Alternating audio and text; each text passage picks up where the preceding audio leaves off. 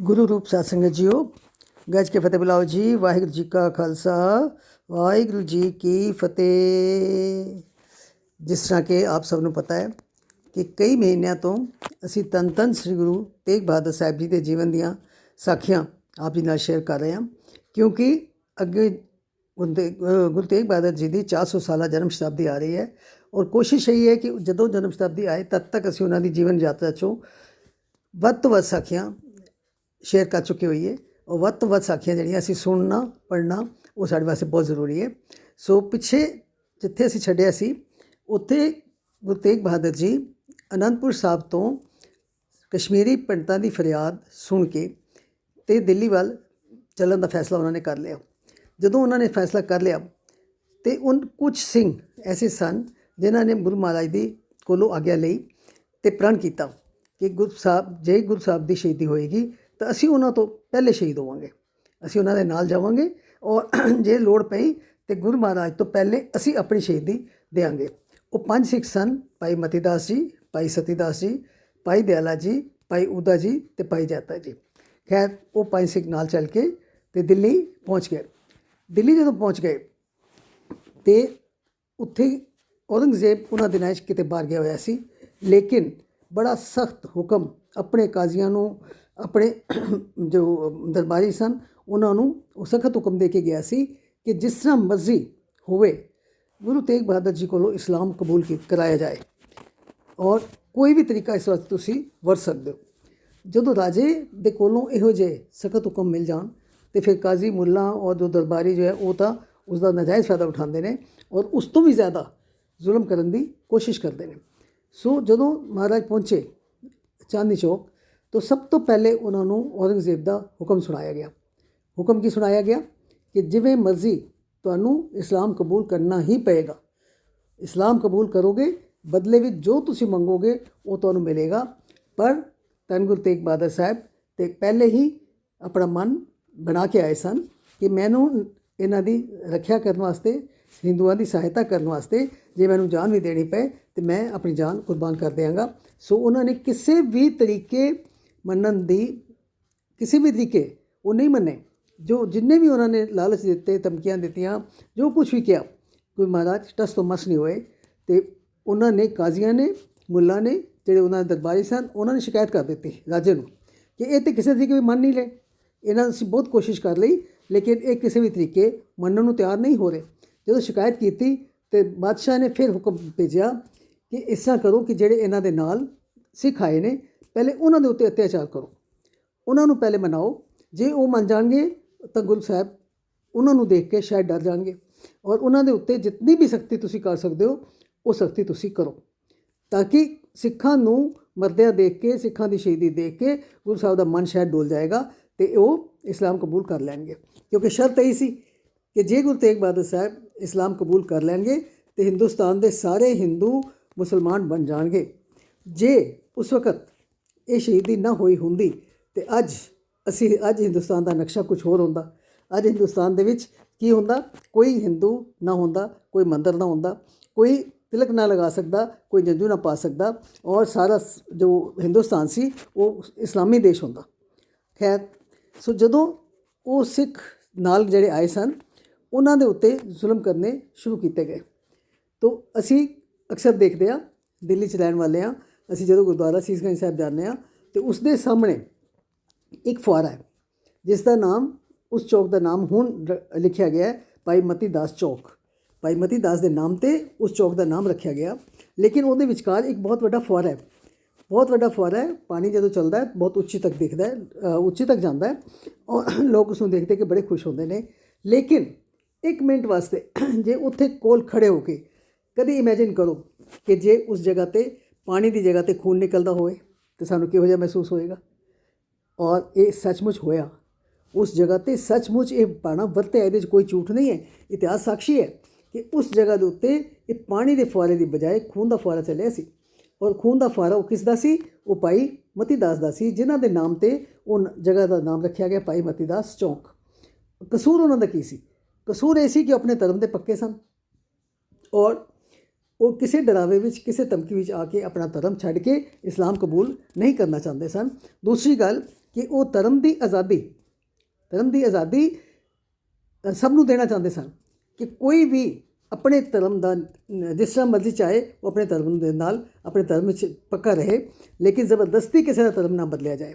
ਧਰਮ ਦੀ ਆਜ਼ਾਦੀ ਦੇਣ ਦੀ ਸੈਕੂਲਰ ਸਟੇਟ ਜਿਸ ਨੂੰ ਕਹਿੰਦੇ ਨੇ ਕਿ ਹਰ ਬੰਦਾ ਆਪਣੇ ਧਰਮ ਦਾ ਪਾਲਨ ਕਰ ਸਕਦਾ ਹੈ। ਸੋ ਉਹਨਾਂ ਦੇ ਮਨ ਵਿੱਚ ਇਹ ਸੀ ਕਿ ਜ਼ਬਰਦਸਤੀ ਕਿਸੇ ਦਾ ਧਰਮ ਜੋ ਹੈ ਉਹ ਬਦਲਿਆ ਨਹੀਂ ਜਾਣਾ ਚਾਹੀਦਾ।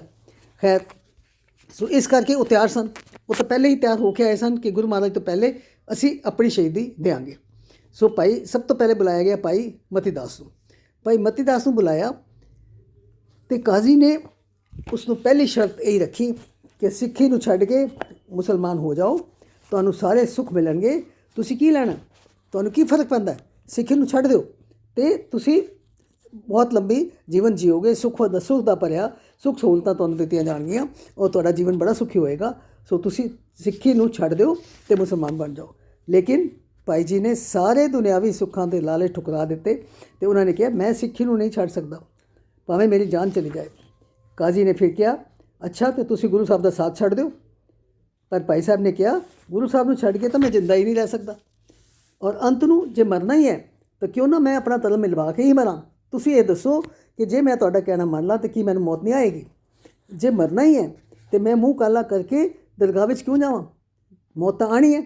ਤਾਂ ਮੈਂ ਆਪਣੇ ਉੱਤੇ ਇੱਕ ਇਲਜ਼ਾਮ ਲੈ ਕੇ ਆਪਣਾ ਮੂੰਹ ਕਾਲਾ ਕਰਾ ਕੇ ਜਾਵਾਂ ਕਿ ਮੈਂ ਆਪਣਾ ਧਰਮ ਛੱਡ ਕੇ ਅਤੇ ਦੂਸਰਾ ਧਰਮ ਜਿਹੜਾ ਅਪਣਾ ਲਿਆ। ਸੋ ਮੈਂ ਇਸ ਕੰਮ ਵਾਸਤੇ ਬਿਲਕੁਲ ਤਿਆਰ ਨਹੀਂ ਹਾਂ। ਤੁਸੀਂ ਜੋ ਵੀ ਕਰਨਾ ਹੈ ਉਹ ਮੇਰੇ ਨਾਲ ਕਰੋ, ਲੇਕਿਨ ਸਭ ਤੋਂ ਪਹਿਲੇ ਮੇਰੀ ਇੱਛਾ ਹੈ ਕਿ ਸ਼ਹਾਦਤ ਜਿਹੜੀ ਹੈ ਉਹ ਮੇਰੀ ਹੀ ਹੋਏ। ਸੋ ਭਾਈ ਮਤੀ ਦਾਸ ਜੀ ਦੇਖੋ, ਉਹਨਾਂ ਦਾ ਨਿਸ਼ਚਾ, ਉਹਨਾਂ ਦਾ ਦ੍ਰਿੜ ਵਿਸ਼ਵਾਸ ਕਿਸ ਤਰ੍ਹਾਂ ਦਾ ਸੀ। ਕਦੀ ਸੋਚੋ, ਪਤਾ ਹੈ ਕਿ ਬੜੇ ਜ਼ੁਲਮ ਕੀਤੇ ਜਾਣਗੇ, ਬੜੇ ਅਤਿਆਚਾਰ ਹੋਣਗੇ, ਮਾਰ ਦਿੱਤਾ ਜਾਏਗਾ ਔਰ ਕਿਸ ਤਰੀਕੇ ਨਾਲ ਮਾਰਿਆ ਜਾਏਗਾ ਉਹ ਤਾਂ ਤੁਹਾਨੂੰ ਪਤਾ ਹੈ। ਮੁਗਲਾਂ ਦਾ ਇਤਿਹਾਸ ਜੋ ਅਸੀਂ ਪੜ੍ਹਦੇ ਹਾਂ ਅਤੇ ਉਹਨਾਂ ਦੇ ਕੋਲ ਇਤਨੇ ਅਜੀਬੋ ਗਰੀਬ ਤਰੀਕੇ ਸਨ ਲੋਕਾਂ ਨੂੰ ਖਤਮ ਕਰਨ ਦੇ। ਸੋ ਜਦ ਦੇਖਿਆ ਕਿ ਭਾਈ ਮਤੀ ਦਾਸ ਜੀ ਤਾਂ ਕਿਸੇ ਤਰੀਕੇ ਵੀ ਕਾਬੂ ਨਹੀਂ ਆ ਰਹੇ ਅਤੇ ਉਹਨਾਂ ਨੇ ਆਪਸ ਵਿੱਚ ਸਲਾਹ ਕੀਤੀ ਅਤੇ ਉਹਨਾਂ ਦੇ ਵਾਸਤੇ ਸਜ਼ਾ ਕੀ ਤਜਵੀਜ਼ ਕੀਤੀ ਗਈ। ਉਹਨਾਂ ਵਾਸਤੇ ਇਹ ਕੀਤਾ ਗਿਆ, ਕਾਜ਼ੀ ਨੇ ਕਿਹਾ ਕਿ ਲੱਕੜੀ ਦੇ ਫੱਟੇ ਲਿਆਓ ਔਰ ਭਾਈ ਸਾਹਿਬ ਨੂੰ ਖੜਾ ਕਰਕੇ ਅੱਗੇ ਅਤੇ ਪਿੱਛੇ ਦੋਨੋਂ ਪਾਸੇ ਲੱਕੜੀ ਦੇ ਫੱਟੇ ਕੱਸ ਦਿਓ, ਪੇਚਾਂ ਨਾਲ ਕੱਸ ਦਿਓ, ਵਿਚਕਾਰ ਭਾਈ ਸਾਹਿਬ ਨੂੰ ਖੜਾ ਕਰ ਦਿਓ ਤਾਂ ਕਿ ਹਿਲ ਨਾ ਸਕਣ ਔਰ ਸਿਰ ਤੋਂ ਲੈ ਕੇ ਆਰਾ ਜੋ ਹੈ ਉਹ ਚਲਾਇਆ ਜਾਏ ਔਰ ਭਾਈ ਸਾਹਿਬ ਦੇ 2 ਟੁਕੜੇ ਕਰ ਦਿੱਤੇ ਜਾਣ। ਸੋ ਤਿਆਰੀ ਹੋ ਗਈ ਇਸ ਗੱਲ ਦੀ ਕਿ ਭਾਈ ਮਤੀ ਦਾਸ ਜੀ ਨੂੰ ਸ਼ਹੀਦ ਕੀਤਾ ਜਾਏਗਾ। ਫੱਟੇ ਮੰਗਾਏ ਗਏ, ਭਾਈ ਮਤੀ ਦਾਸ ਜੀ ਨੂੰ ਖੜਾ ਕਰ ਦਿੱਤਾ ਗਿਆ। ਉਸ ਵਕਤ ਭਾਈ ਮਤੀ ਦਾਸ ਜੀ ਨੇ, ਉਹਨਾਂ ਨੂੰ ਪੁੱਛਿਆ ਗਿਆ, ਹਮੇਸ਼ਾ ਪੁੱਛਿਆ ਜਾਂਦਾ ਕਿ ਕੋਈ ਅੰਤਿਮ ਇੱਛਾ ਹੈ ਤਾਂ ਦੱਸੋ, ਮਰ ਤਾਂ ਤੁਸੀਂ ਜਾਣਾ ਹੀ ਹੈ। ਸੋ ਉਹਨਾਂ ਨੂੰ ਪੁੱਛਿਆ ਗਿਆ ਕੋਈ ਅੰਤਿਮ ਇੱਛਾ ਹੈ ਤਾਂ ਦੱਸੋ, ਅਤੇ ਉਹਨਾਂ ਨੇ ਆਪਣੀ ਇੱਕ ਅੰਤਿਮ ਇੱਛਾ ਦੱਸੀ ਜੋ ਕਿ ਮੰਨ ਲਈ ਗਈ। ਹੁਣ ਇੱਥੇ ਇੱਕ ਸਵਾਲ ਮੈਂ ਤੁਹਾਨੂੰ ਪੁੱਛਣਾ ਚਾਹਾਂਗੀ ਕਿ ਭਾਈ ਮਤੀ ਦਾਸ ਜੀ ਨੇ ਆਪਣੀ ਅੰਤਿਮ ਇੱਛਾ ਕੀ ਦੱਸੀ ਸੀ? ਬਹੁਤ ਵਾਰੀ ਸਾਖੀਆਂ ਸੁਣੀਆਂ ਨੇ, ਬਹੁਤ ਵਾਰੀ ਇਹ ਪ੍ਰਸੰਗ ਚੱਲਦਾ ਹੈ ਔਰ ਸਭ ਨੂੰ ਯਾਦ ਵੀ ਹੋਏਗਾ ਕਿ ਭਾਈ ਮਤੀ ਦਾਸ ਜੀ ਨੇ ਆਪਣੀ ਅੰਤਿਮ ਇੱਛਾ ਕੀ ਦੱਸੀ ਸੀ। ਇਸ ਗੱਲ ਦਾ ਜਵਾਬ ਤੁਸੀਂ ਦੇਣਾ।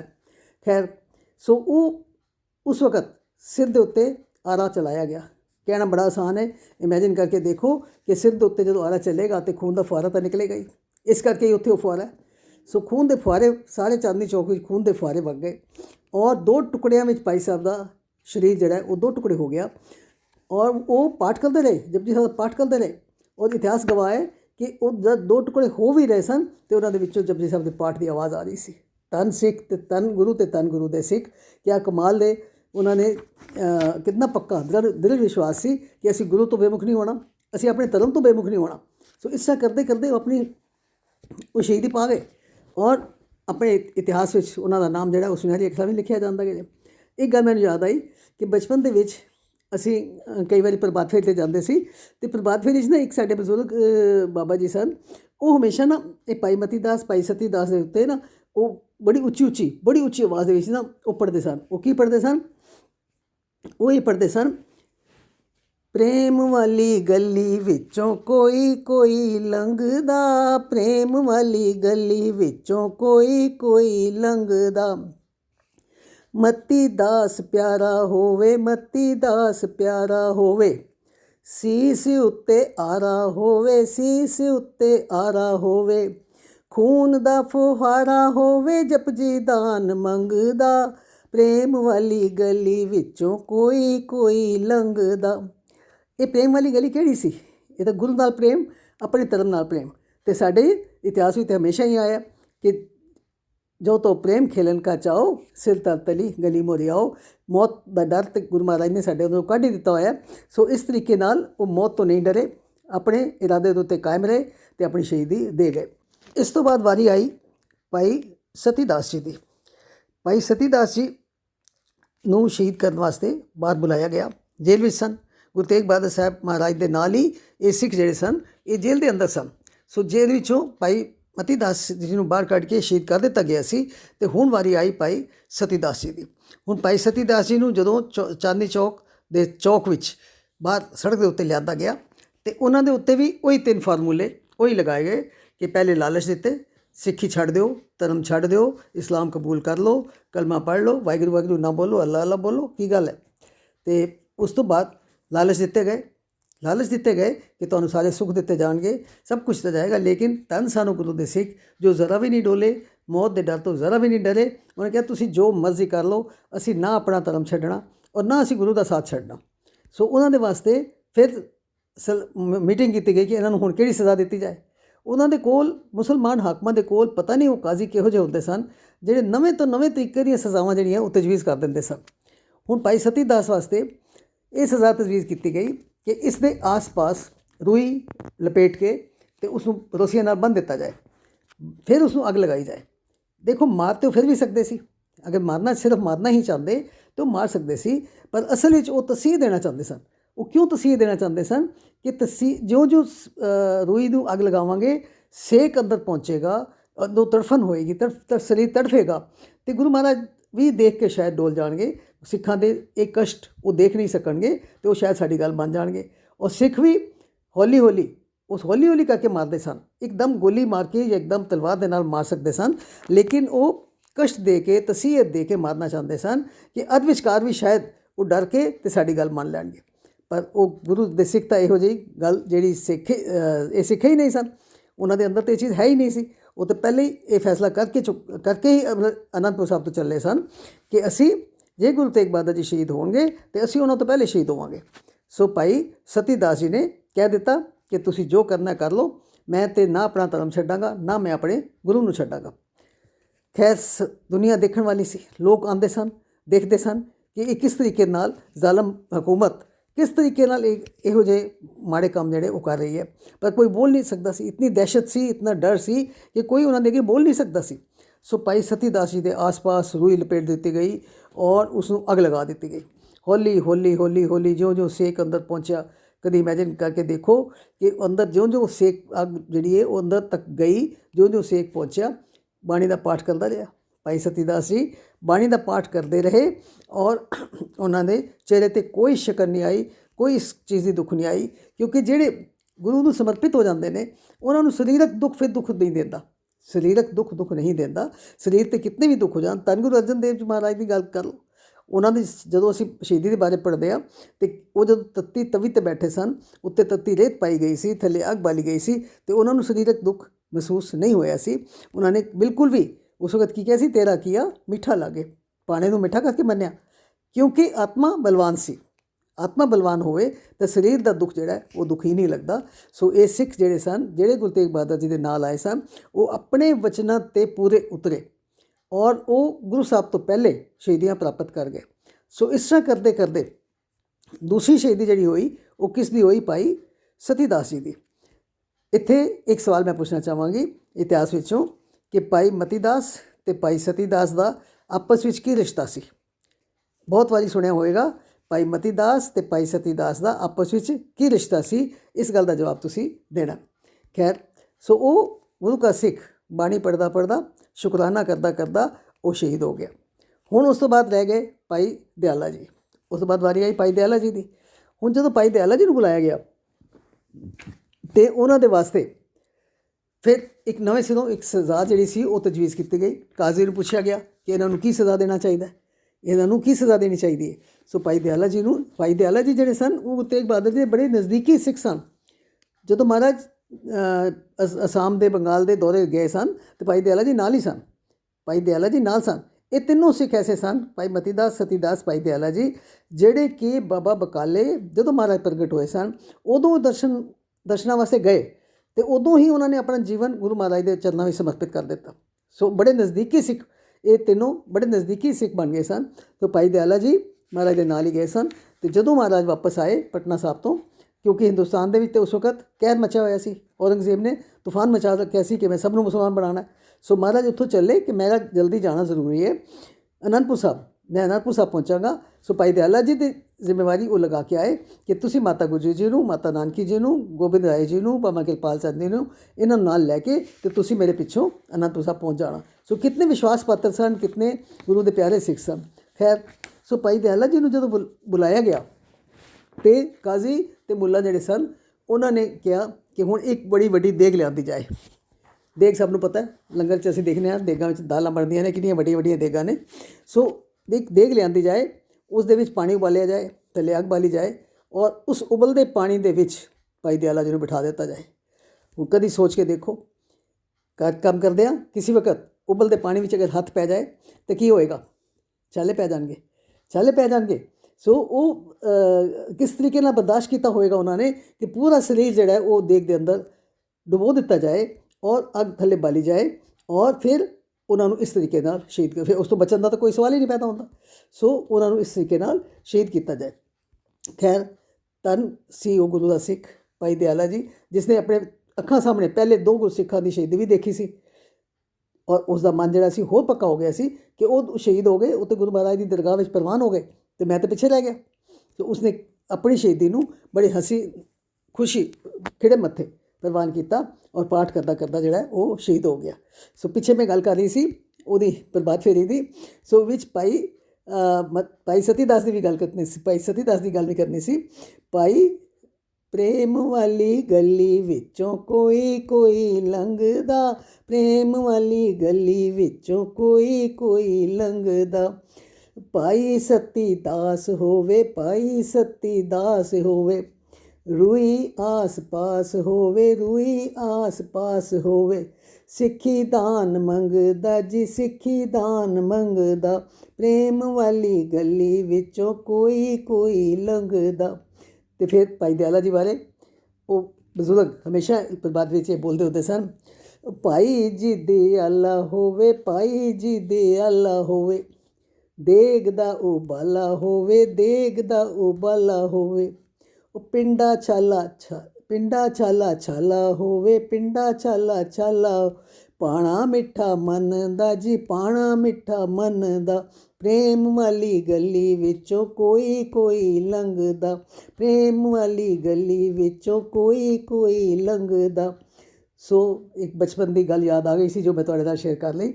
ਖੈਰ, ਸੋ ਇਸ ਤਰੀਕੇ ਨਾਲ ਚਾਂਦਨੀ ਚੌਕ ਦੀ ਧਰਤੀ ਨੇ, ਓਹੋ, ਇਸ ਫੁਆਰੇ ਨੇ, ਇਸ ਮਤੀਦਾਸ ਚੌਕ ਨੇ ਇਹ ਸ਼ਹੀਦੀਆਂ ਦੇਖੀਆਂ ਔਰ ਸਾਰੇ ਲੋਕ, ਦਿੱਲੀ ਦੇ ਲੋਕ ਦੇਖਣ ਵਾਲੇ ਸਨ, ਮੁਸਲਮਾਨ ਹਿੰਦੂ ਸਭ ਦੇਖ ਰਹੇ ਸਨ ਕਿ ਇਤਨਾ ਜ਼ੁਲਮ ਇਹ ਕੀਤਾ ਜਾ ਰਿਹਾ, ਇਹਨਾਂ ਦਾ ਕੀ ਕਸੂਰ ਹੈ।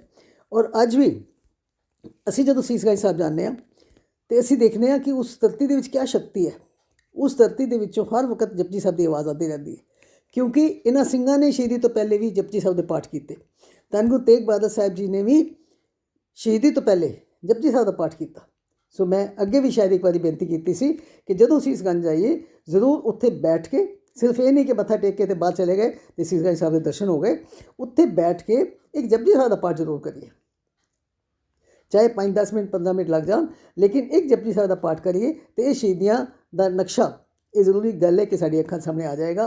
ਤਾਂ ਹੀ ਫਾਇਦਾ ਹੈ ਇਤਿਹਾਸ ਪੜ੍ਹਨ ਦਾ, ਸੁਣਨ ਦਾ, ਤਾਂ ਹੀ ਫਾਇਦਾ ਹੈ ਕਿ ਜੇ ਉਸ ਸੀਨ ਨੂੰ, ਉਸ ਟਾਈਮ ਨੂੰ ਇਮੈਜਿਨ ਕੀਤਾ ਜਾਏ ਔਰ ਫੀਲ ਕੀਤਾ ਜਾਏ ਕਿ ਉਸ ਵਕਤ ਦੇ ਕੀ ਹਾਲਾਤ ਸਨ। ਔਰ ਦੇਖੋ ਗੁਰੂ ਮਹਾਰਾਜ ਦੇ ਪਿਆਰੇ ਸਿੱਖ ਕਿਸ ਤਰੀਕੇ ਨਾਲ ਹੱਸਦੇ ਹੱਸਦੇ ਸ਼ਹੀਦੀਆਂ ਪਾ ਗਏ।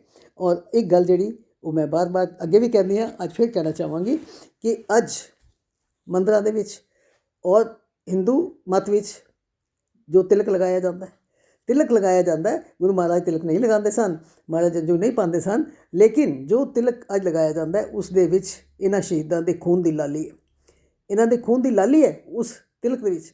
ਔਰ ਇਹਨਾਂ ਸ਼ਹੀਦਾਂ ਦੇ ਆਂਦਰਾਂ ਦੇ ਧਾਗੇ ਨਾਲ ਹੀ ਸਮਝੋ ਕਿ ਉਹ ਜਨੇਊ ਬਣਿਆ। ਇਹ ਤਿਲਕ ਔਰ ਜਨੇਊ, ਤਿਲਕ ਜੰਝੂ ਰਾਖਾ ਪ੍ਰਤਨਾਕਾ, ਕੀਨੋ ਬੜੋ ਕਲੂ ਮੈਂ ਸਾਕਾ। ਇਹ ਤਿਲਕ ਔਰ ਜੰਜੂ ਤਾਂ ਹੀ ਸਲਾਮਤ ਹੈ ਜੇ ਇਹਨਾਂ ਲੋਕਾਂ ਨੇ ਸ਼ਹੀਦੀਆਂ ਦਿੱਤੀਆਂ, ਆਪਣੀ ਜਾਨ ਦੀ ਪਰਵਾਹ ਨਹੀਂ ਕੀਤੀ, ਆਪਣੇ ਖੂਨ ਦੇ ਨਾਲ ਸਾਡੇ ਮੱਥੇ 'ਤੇ ਤਿਲਕ ਕਾਇਮ ਕੀਤਾ ਔਰ ਆਪਣੀਆਂ ਆਂਦਰਾਂ ਦੇ ਨਾਲ ਇਹ ਜੰਦੇਊ ਜਿਹੜੇ ਨੇ ਇਹਨਾਂ ਨੂੰ ਕਾਇਮ ਰੱਖਿਆ। ਸੋ ਇਸੇ ਤਰੀਕੇ ਨਾਲ ਅਸੀਂ ਗੁਰੂ ਤੇਗ ਬਹਾਦਰ ਜੀ ਦੀ ਸ਼ਹੀਦੀ ਦੇ ਬਾਰੇ ਅੱਗੇ ਵੀ ਇਹ ਸਾਖੀਆਂ ਕੰਟੀਨਿਊ ਕਰਾਂਗੇ। ਜਦ ਤੱਕ ਸ਼ਤਾਬਦੀ ਨਹੀਂ ਆਉਂਦੀ ਤਦ ਤੱਕ ਗੁਰੂ ਤੇਗ ਬਹਾਦਰ ਦੇ ਨਾਮ ਦੀਆਂ ਸਾਖੀਆਂ ਜਿਹੜੀਆਂ ਨੇ ਉਹ ਕੋਈ ਨਾ ਕੋਈ ਚਲਦੀਆਂ ਹੀ ਰਹਿਣਗੀਆਂ। ਭੁੱਲਾਂ ਚੁੱਕਾਂ ਦੀ ਖਿਮਾ ਜੀ। ਵਾਹਿਗੁਰੂ ਜੀ ਕਾ ਖਾਲਸਾ, ਵਾਹਿਗੁਰੂ ਜੀ ਕੀ ਫਤਿਹ।